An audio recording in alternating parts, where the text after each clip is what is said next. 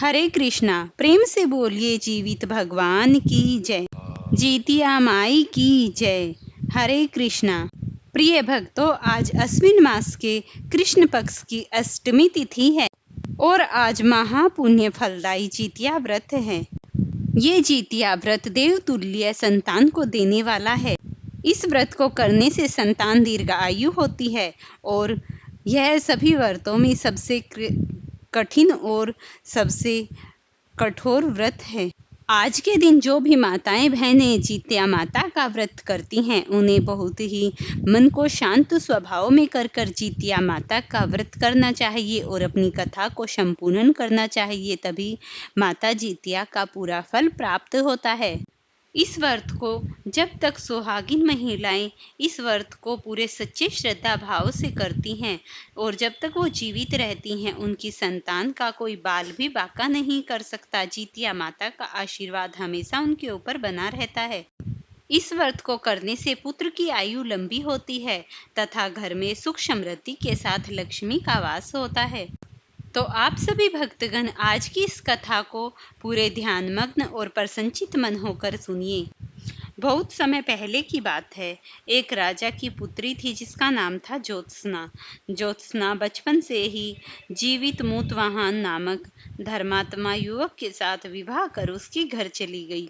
उस समय एक परंपरा थी कि नागवंश के लोग हर वर्ष गरुड़ को एक नाग सौंपते थे और जीवित वाहन के अपने प्राण देकर नागवंश की रक्षा की। उसकी धर्मपत्नी ज्योत्सना ने माता जीवित पुत्रिका की पूजा की, जिससे वह जीवित लौट आया। इससे वह संतान की रक्षा का प्रतीक बन गया और उसी दिन से संतान की रक्षा होने लगी। इस प्रकार से उसने जीवित माता की दो दुर्लभ कथाओं को सुना और उसके जीवन में समस्त सुखियां आई। इस प्रकार से ही एक और कथा है। एक राजा के दो रानियां थी। एक ने सच्चे मन से जीवित पुत्रिका का व्रत किया, दूसरी ने उपेक्षा से। समय आने पर पहले रानी का पुत्र बलवान और तेजस्वी हुआ, जबकि दूसरी रानी का पुत्र दुर्लभ और रोगी रहा। तभी सभी ने कहा कि तुम भी इस व्रत को करो, जिससे तुम्हारी भी संतान अति सुलभ और अति दुर्लभ और रोगी ना रहे। तभी से जैसे ही सभी लोगों ने उसे ऐसा कहा, तब जीवित पुत्रिका माता की कृपा से उसकी संतान रोगहीन हो गई और वह सभी रोगों से मुक्त होकर एक सुंदर सुलभ सुडौल शरीर वाली हो गई। तभी से वह जीवित पुत्रिका की इस तरीके से माता की पूजा करके माता का आशीर्वाद लेती, सुहागिनों को भोजन कराती और हमेशा हर साल इस तरीके से जीवित पुत्रिका का व्रत करने लगी।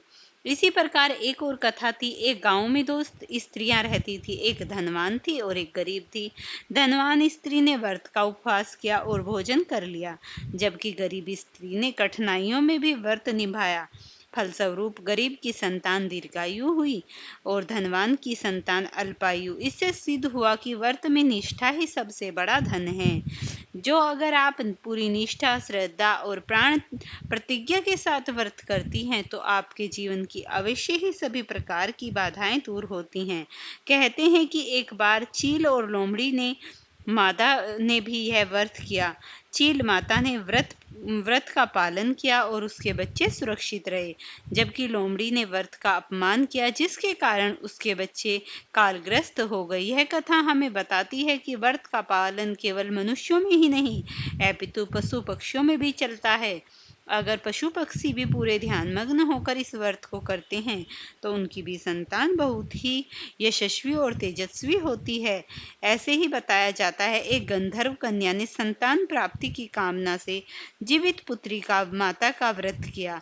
उसकी कठिन तपस्या से माता प्रसन्न हुई और उसे तेजस्वी पुत्र प्राप्त हुआ। कहा जाता है कि वही पुत्र आगे चलकर महान गायक और ऋषि बना। इससे सिद्ध हुआ कि यह व्रत केवल जीवन रक्षा ही नहीं, बल्कि संतान को गुणवान, श्रेष्ठ और प्रसिद्धि दिलाने वाला भी होता है।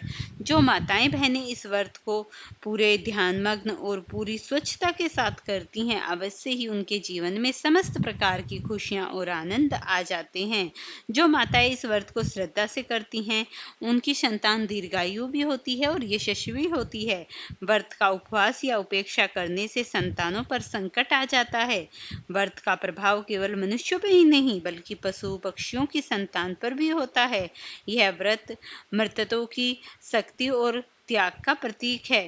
हे माताओं, आपने अभी जो भी जीवित माता की ये कथा सुनी थी, उसमें अभी इतनी संक्षिप्त बातें माता ने बताई थी कि पशु पक्षियों में भी इतना दिमाग होता है, इतनी श्रद्धा होती है कि वो हम जैसे लोगों को तो क्या, सभी की रक्षा करने के लिए जीवित पुत्रिका माता अपने पुत्रों की हमेशा रक्षा करती हैं। इसीलिए हम सभी को जीवित पुत्रिका माता की पूजा आराधना पूरे सच्चे मन से करनी चाहिए।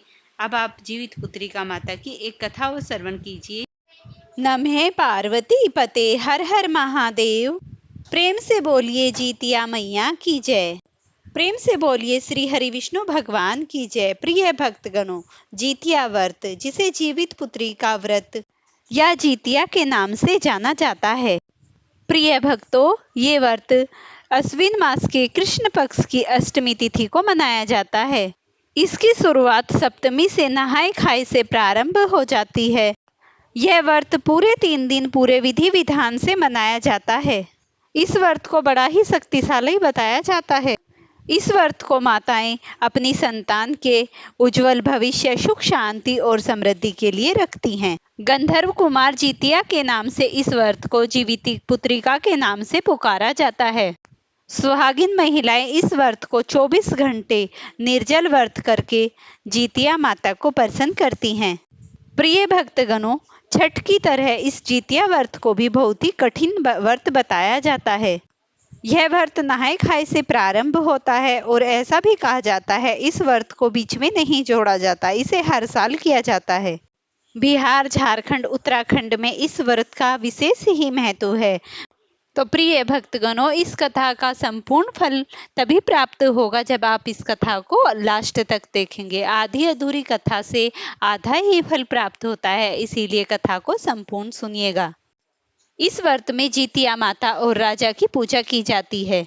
इस जीतिया व्रत के रीति रिवाज क्या है, इसकी परंपरा क्या है, इसकी पूजा क्या है और इसे किस दिन किया जाना है, तो देखिए 14 सितंबर को हम इस व्रत को धारण करेंगे और 15 सितंबर को हम इस व्रत का पारण करेंगे। इस व्रत को करने के लिए कुछ नियम हैं, जैसे कि 13 सितंबर दिन शनिवार को हमें कुछ नहाए खाए के नियम करने हैं और 14 को अपना व्रत धारण करना है।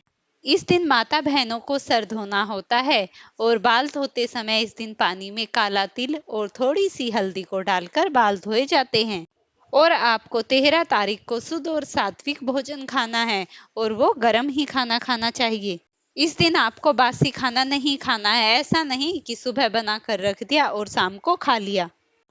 कुल मिला के इस दिन आपको ताजा खाना ही खाना है। आप लोगों का प्रश्न होगा कि हमें 13 तारीख को कैसा भोजन करना है, तो मैं आपको बता देती हूँ। आपको तामसिक चीजें नहीं खानी है, जैसे लहसुन, प्याज, बैंगन, इन चीजों को आपको अपने खाने से हटा देना है। बाकी बिल्कुल शुद्ध और सात्विक भोजन ही लेना है। कई घरों में ऐसी भी परंपरा है कि इस दिन शाम को पूरी पकवान आदि चीजें बनाई जाती हैं और कुछ देशों में ऐसा भी नियम है जहाँ पर मछली खाकर इस व्रत को धारण किया जाता है।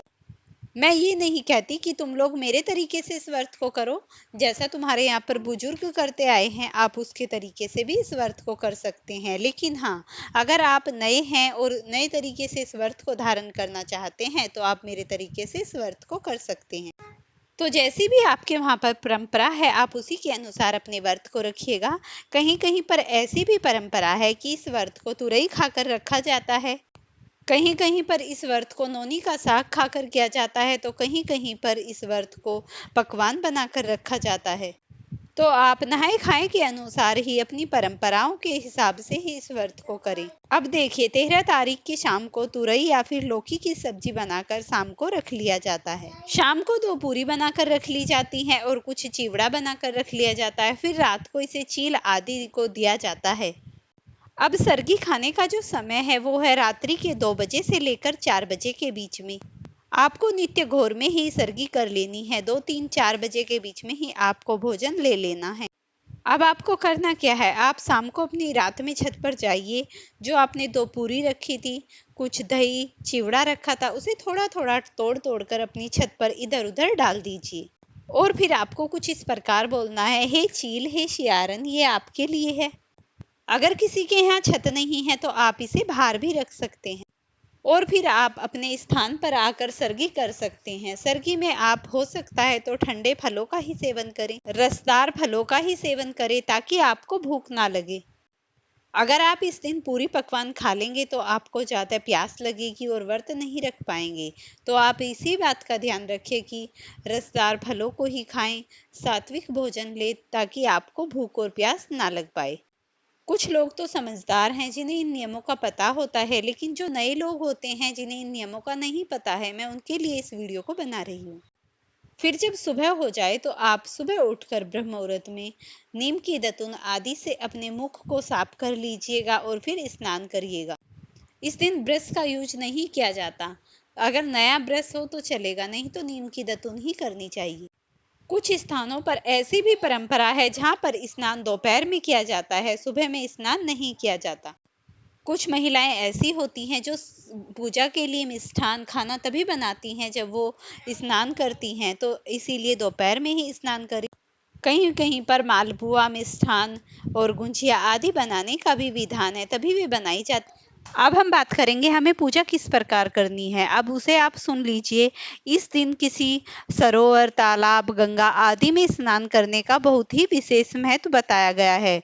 तो जैसा भी आपके वहाँ पर विधान हो किसी तालाब या सरोवर पर पूजा करने का, तो आप वहीं पर जाकर करिएगा, क्योंकि ऐसा करने से जीवित पुत्री का माता का आशीर्वाद बहुत ही पूर्ण प्राप्त हो जाता है। तो इस बात का बहुत ही ध्यान रखिए और किसी तालाब, सरोवर पर अवश्य जाइएगा। तो अब आपको जैसा कि पता है, अब पितृपक्ष चल रहा है, तो पितृपक्ष में हमें क्या करना है। तो पितृपक्ष में ऐसा होता है, माताएं बहनें इस व्रत को धारण करते हुए कोरी साड़ी नहीं पहनती हैं। जो यूज की हुई साड़ी होती हैं उन्हें ही धोकर पहना जाता। पितृपक्ष में किसी भी नई वस्तु का प्रयोग नहीं किया जाता और ना ही नए सामान खरीदे जाते हैं। इसीलिए आप अपने पहले के ही जो साड़ी सामान है उन्हें ही यूज करिएगा। अब आप भोग लगाने के लिए थाली में अक्षत्र, धूप, दीप, फल, मिष्ठान सभी सामानों को रख लीजिए और उसमें थोड़ी सी काली सरसों जरूर रखिएगा। और जो भी आप सिंदूर रखेंगी वो काले रंग का होना चाहिए। तथा आप इस दिन जीतिया का जो धागा होता है उसे रखिएगा। उसके बाद आप उसमें जो भी पूरियाँ, गुलगुले या जो भी आपके घर में मिष्ठान बनाया जाता है उसे रखिएगा। अब माताएं बहनें किसी तालाब या सरोवर के पास जाकर पीली मिट्टी में कुसा को गाड़ देती हैं और उसी की बगल में अरियार बरियार के पौधे को गाड़ दिया जाता है। देखिए, जो कुसा गाड़ा जाता है वो राजा जोतवाहन का प्रतीक है और जो हरियार खरियार गाड़ा जाता है वो प्रभु रामचंद्र जी का संदेश वाहन है। इस प्रकार एक साक्षी के रूप में इस पौधे को रखा जाता है। उसके बाद माताएं बहनें वहीं पर बैठकर कथा का श्रवण करती हैं और वहीं पर जो भी मिष्ठान लेकर जाती हैं उसे खा लेती हैं, जीतिया माता को चढ़ा देती हैं और जो आप धागा लेकर जाती हैं उसे कुसा में बांध देती हैं। और फिर जो माताएं बहनें अरियार बरियार को सिंदूर का तिलक लगा देती हैं, जो पीले कलर का सिंदूर लेकर जाती। और जब माताएं बहनों का अपने घर जाने का समय होता है तो वे अरियार बरियार के पौधे को उसे गले लगाकर जब जाती हैं और फिर वे गले लगाकर उसे कहती हैं, हे अरियार बरियार, तुम जाकर राम जी से कह देना, फलाने की माता ने, जो भी अपने पुत्र का नाम होता है उसका नाम लेकर कहती हैं, उन्होंने अपने पुत्र के लिए व्रत किया है, उनके पुत्र की रक्षा करना, सदा उसके जीवन में सुख शांति देना। फिर माताएं बहनें वहां से लौट जाती हैं और जो वो थोड़ी सी सरसों लेकर जाती हैं उस सरसों को वहां से और अपने घर तक डालती हुई आ जाती हैं। और वो महिलाएं ऐसा इसीलिए करती हैं कि उनका जो संदेशा है वो प्रभु राम जी तक पहुंच जाए और उनकी बात को प्रभु राम जी स्वीकार कर लें। और अब देखिए, जो अगला दिन होता है यानी पारण वाला दिन होता है, उस दिन माताएं बहनें सुबह में स्नान करती हैं। अब मैं 15 तारीख की बात करती हूँ। ऐसा कहा जाता है जो महिलाएं जितनी देर से व्रत खोलती हैं उनका व्रत पावरफुल बताया जाता है। अगर इसे सीधी भाषा में कहा जाए तो इसे खरजीतिया कहा जाता है। फिर वो महिलाएं सेम उसी प्रकार से जैसे उन्होंने 14 तारीख में किया था ऐसा ही उन्हें 15 तारीख में करना है। उसी प्रकार वो सभी सामान को लेकर जाएंगी और वहां पर इसी प्रकार चढ़ा के फिर सरसों बखेरती हुई अपने घर आएंगी। और यहाँ पर एक नियम और है, जो माताएं बहनें अपने घर में आती हैं तो उन्होंने सिंदूर, जिनके सास है वो सिंदूर से तिलक करके चढ़ाती हैं, और जिनके नहीं है उन्हें वो क्या करती हैं, जिनके सास नहीं है वो पीपल के पत्ते पर 7 बार वो रख देती हैं, दही चूड़ा और सिंदूर को उस पर रखकर 7 बार स्वास्तिक बनाकर अपने घर की मुख्य दहलीज पर चिपका देती हैं। उसके बाद व्रत करती। जिनकी सास का गया में पिंडदान हो चुका है उन्हें ये सब नहीं करना है। उसके बाद उन्हें घर में जाना है, जो जीतिया का धागा होता है उसे अपने हाथ में धारण करना है, और जो अनाज निकाल कर रखा जाता है उसे गरीबों में बांट दिया जाता है या किसी जरूरतमंद व्यक्ति को दे दिया जाता है। दान के बिना ये व्रत अधूरा रहता है और कथा के बिना तो इसका पूर्ण फल प्राप्त होता ही नहीं है। इस दिन ज्यादा से ज्यादा कथा को श्रवण करने का बताया जाता है। अब बात करते हैं पारण वाले दिन की। तो पारण वाले दिन हरे मूंग को भिगोकर रखा जाता है और उसके 5 दानों को हाथ में लेकर और उस मूंग के दाने को गुड़ या मीठे पानी के साथ निगला जाता है। इसे चाय घोटना कहते हैं। जिन माताओं के एक पुत्र है वो 5 दाने लेकर निकलती हैं और जिनके 2 बेटे हैं वो 10 दाने लेकर निकल जाती हैं। जीतिया का जो मेन धागा होता है उसे माताएं पहनती और जो डोरा होता है उसे अपने पुत्र के हाथ में बांध देती हैं। तो इस तरीके से इस व्रत का संपूर्ण कार्य किया जाता है। अब आप इसकी कथा का श्रवण कीजिए। कथा के बिना ये व्रत अधूरा रह जाता है। प्रेम से बोलिए श्री हरि विष्णु भगवान की जय हो। प्रिय भक्तों, आज की इस वीडियो में मैं आपको बताऊंगी अश्विन मास की अष्टमी तिथि को जीवित पुत्री का व्रत रखा जाता है। इस दिन माताएं अपने बच्चों की लंबी आयु, अच्छे स्वास्थ्य और सुखमय जीवन की कामना के लिए उपवास रखती हैं। आइए जानते हैं इस साल 2025 में जीवित पुत्रिका का व्रत किस दिन रखा जाएगा। व्रत को रखने की पूजा विधि क्या है, पीरियड्स में महिलाएं इस व्रत को कैसे रखेंगी, वो सभी जानकारी मैं आपको अपनी इस वीडियो में दूंगी, तो वीडियो को पूरा जरूर देखिएगा। हिंदू धर्म में संतान की सुरक्षा, अच्छे स्वास्थ्य और सुखमय जीवन के लिए माताएं जीवित पुत्री का व्रत रखती हैं। इसे जीतिया व्रत भी कहा जाता है। यह व्रत अश्विन मास की अष्टमी तिथि को रखा जाता है। इस दिन माताएं अपने बच्चों की लंबी आयु, अच्छे स्वास्थ्य और सुखमय जीवन की कामना के लिए उपवास रखती हैं। इसे कठिनतम व्रतों में से एक माना जाता है। दरअसल यह 3 दिनों तक चलता है। इसमें नहाए खाए से लेकर निर्जन उपवास पारण तक की परंपरा निभाई जाती है। जीवित पुत्रिका का व्रत उत्तर पूर्वी भागों में जैसे झारखंड, बिहार, उत्तर प्रदेश, यहाँ पर बड़े ही उत्साहों से मनाया जाता है, पूरे खुशी और उल्लास के साथ। वर्ष 2025 में इसका आरंभ 13 सितंबर को नहाए खाए के साथ होगा। इसके बाद 14 सितंबर को महिलाएं पूरे विधि विधान से जीवित पुत्रिका का व्रत रखेंगी और अगले दिन यानी 15 सितंबर को व्रत का पारण कर व्रत संपन्न किया जाएगा। साल 2025 में जीतिया व्रत 14 सितंबर को रखा तो जाएगा ही। इसकी शुरुआत 13 सितंबर को नहाए खाए से होगी और 15 को इसका हम पारण करेंगे। यह व्रत पुत्रों की लंबी आयु और सुरक्षा के लिए किया जाता है। मासिक धर्म के दौरान आप इस व्रत को रख सकती हैं, लेकिन कुछ नियम है जिनका पालन करना है। आपको उस दिन खुद किसी भगवान की मूर्ति को स्पर्श नहीं करना है। किसी भी घर के सदस्य से आप पूजा आराधना करवा सकती हैं, लेकिन सुन सकती हैं। यदि आप सास के लिए व्रत करना चाहती हैं तो उनके साथ भी कर सकती हैं, तो भी आप उनकी लंबी उम्र के लिए व्रत रख सकती हैं और साथ ही जीवित समूहवाहन देवता की पूजा भी कर सकती हैं।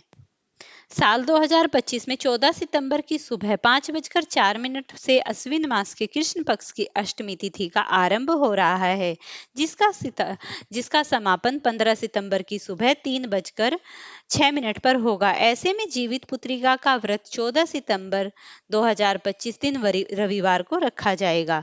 हालांकि इससे एक दिन पहले 13 सितंबर को नहाए खाए होगा। इस दिन महिलाएं किसी पवित्र नदी या तालाब में स्नान करके भगवान जीवित समूह की पूजा करती हैं। अगले दिन सूर्योदय से पहले ब्रह्म मुहूर्त में स्नान आदि के कार्य करने के बाद महिलाएं जीतिए ओठंगन की रस्म करती हैं और व्रत का संकल्प लेती हैं। व्रत के तीसरे दिन महिलाएं सूर्यदेव को अर्घ्य देकर व्रत का पारण करती हैं। इस व्रत का पारण चावल, तुरई, रागी, नोगी, साग और मरवा की रोटी खाकर किया जाता है। और अब कुछ महिलाओं का क्वेश्चन ये भी होगा कि हम इस व्रत को पीरियड्स में कैसे करें, तो आप इस बात को भी ध्यान से सुनिए। शास्त्रों के अनुसार माने तो मासिक धर्म के दौरान महिलाएं इस व्रत को उपवास, पूजा पाठ, मंदिर प्रवेश, घर वचन आदि वाचन आदि से दूर रहने की सलाह दी जाती है। कुछ भी धार्मिक चीजों को छूना नहीं होता है। इसका कारण धार्मिक स्वच्छता और पवित्रता को शारीरिक स्थिति से जोड़ा जाता है। जीवित पुत्री का व्रत बहुत ही कठिन होता है। इसे निर्जन और निराहार उपवास कहा जाता है। पीरियड्स में शरीर पहले से ही कमजोर, रक्तस्राव से थका हुआ और डिहाइड्रेशन के प्रति संवेदनशील रहता है। इस समय निर्जन उपवास करना स्वास्थ्य के लिए हानिकारक हो सकता है। इसलिए अगर आपसे व्रत ना भी हो तो भी चलेगा, लेकिन पूजा विधि विधान से जिन महिलाओं को पीरियड्स नहीं है वो अच्छे से करें। दूसरी बात, अगर किसी महिला को पीरियड्स उसी दिन हो तो व्रत न रखे, परंतु मन में संकल्प करे और भगवान को स्मरण करते हुए व्रत का पुण्य अपने पुत्र को अर्पित कर दें। व्रत किसी अन्य दिन संकल्प पूर्वक करे। परंपरा है कि यदि शारीरिक या विशेष स्थिति हो तो पहले में भी बाद में संकल्प कर सकते हैं। घर की दूसरी महिला जैसे दादी, नानी, बुआ, मौसी आदि उस दिन पुत्र के लिए व्रत कर सकती हैं और माता संकल्प मात्र करके पुत्र की कामना की प्रार्थना कर सकती है। कथा और पूजा कोई अन्य महिला सुन सकती है और कर सकती है और माता मन में मौन श्रद्धा भाव रख सकती है। पीरियड्स में निर्जल उपवास करना आयोजित होता है। स्वयं पूजा ना करें, किसी दूसरे से पूजा कराएं और मन ही मन भगवान से प्रार्थना करें, हे जीवित पुत्री का माता, मेरा संकल्प स्वीकार करे और मेरे पुत्र को दीर्घायु प्रदान करे। उस दिन भोजन सामान्य रूप से करे ताकि स्वास्थ्य अच्छा रहे। और अगर इस दिन महिला मासिक धर्म से हो तो उसे जीवित पुत्री का व्रत करके शरीर को कष्ट नहीं देना चाहिए। यह केवल संकल्प और श्रद्धा से ही व्रत का पुण्य प्राप्त हो जाता है। पुत्र के कल्याण में देवी माता केवल भक्ति और भावना देखती हैं, शरीर की बाध्यता बिल्कुल भी नहीं देखती हैं। प्रिय भक्तों, संतान की कामना से अगर आप माता की सच्चे मन से, पूरी श्रद्धा से उनका ध्यान करते हैं, उनसे प्रार्थना करती हैं और अपने बच्चों के अच्छे स्वास्थ्य, उनके जीवन में तरक्की के लिए कामना करती हैं, या जिन माता बहनों के पुत्र की नहीं है, पुत्र की कामना के लिए व्रत करती हैं, तो माता समस्त प्रकार की बाधाओं का निवारण करती हैं, जीवन में सुख शांति देती हैं, समृद्धि देती हैं और पुत्र को जीवन में आगे बढ़ने का उत्साह भी स्वयं प्रदान करती हैं। प्रिय भक्तों, अगर आपको ये वीडियो पसंद आई हो तो इसे लाइक शेयर करना, चैनल पर नए हो तो चैनल को जरूर सब्सक्राइब कर लेना।